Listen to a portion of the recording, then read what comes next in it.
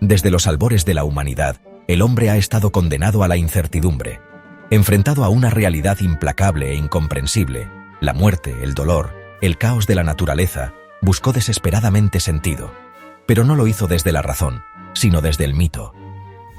Antes de pensar, el ser humano fabuló. Antes de comprender, se arrodilló. El nacimiento del pensamiento racional fue un acto de insurrección, una ruptura con el dogma, una traición a los dioses, un crimen contra la tradición. A continuación nos adentraremos en ese tránsito heroico, ese paso osado que dio el hombre del mito al logos, de la superstición a la filosofía, de la obediencia ciega al pensamiento crítico. Un paso que aún hoy incomoda, escandaliza y se combate con nuevas máscaras. Religiones disfrazadas, espiritualismos de supermercado y pseudociencias recicladas. El mito no es solo una narrativa arcaica, es una forma de entender el mundo. En las sociedades primitivas, el mito lo explicaba todo: por qué llueve, por qué enferma el cuerpo, por qué muere un niño. No había lugar para la duda, porque dudar era peligroso. El mito era útil, cohesionaba tribus, legitimaba jefaturas, mantenía el miedo bajo control y, sobre todo, justificaba lo injustificable. Los antiguos sumerios, egipcios, hindúes y griegos desarrollaron mitologías complejas, llenas de dioses caprichosos, héroes obedientes, castigos eternos y premios celestiales. Las religiones nacieron allí, no como revelaciones, sino como dispositivos de poder. Quien tenía acceso a los dioses controlaba a los hombres.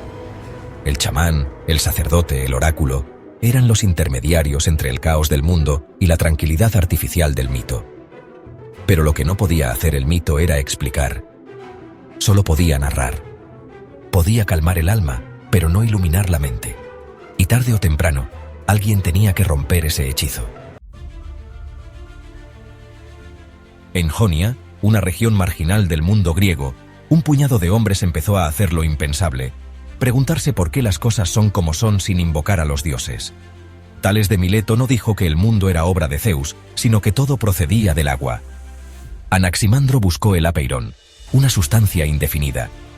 Heráclito habló del fuego, del cambio, del logos. Por primera vez en la historia, se rompía el ciclo del relato sagrado. Este acto no fue simplemente filosófico, sino profundamente político.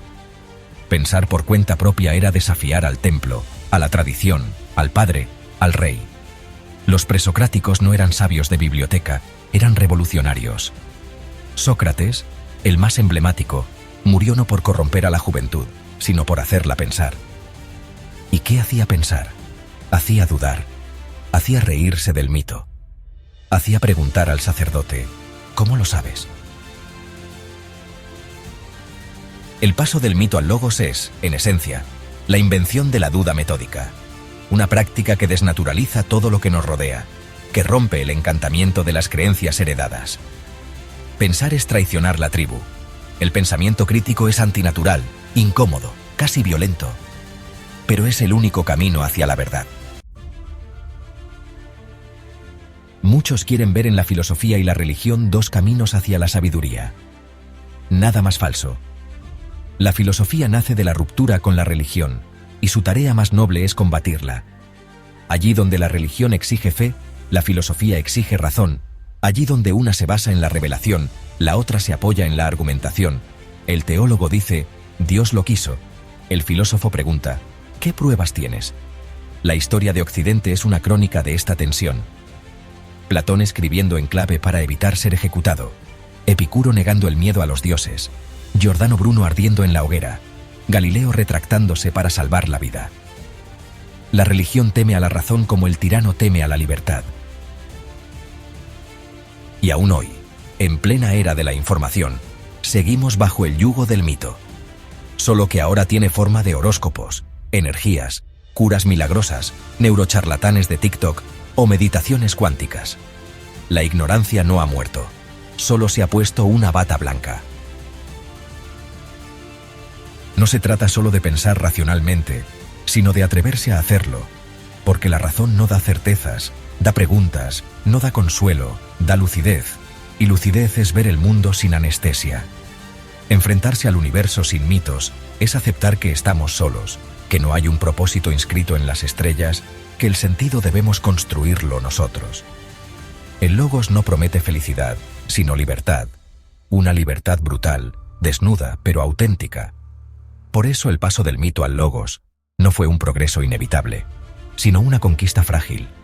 Y como toda conquista, puede perderse. De hecho, estamos perdiéndola. El pensamiento mágico vuelve.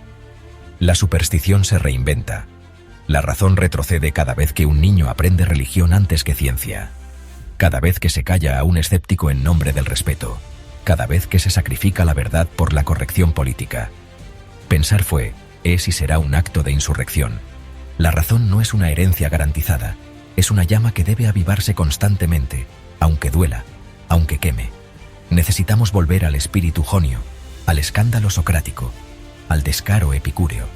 No por nostalgia, sino por necesidad. El nacimiento de la razón no fue un parto feliz, sino una ruptura sangrienta. Y si queremos vivir en un mundo verdaderamente libre, debemos seguir rompiendo. Romper con el mito, con el dogma, con la sumisión, porque el Logos no se hereda, se conquista. Y el precio es caro, pero el premio, inmenso. La libertad de pensar no es un regalo de los dioses, es un crimen contra ellos.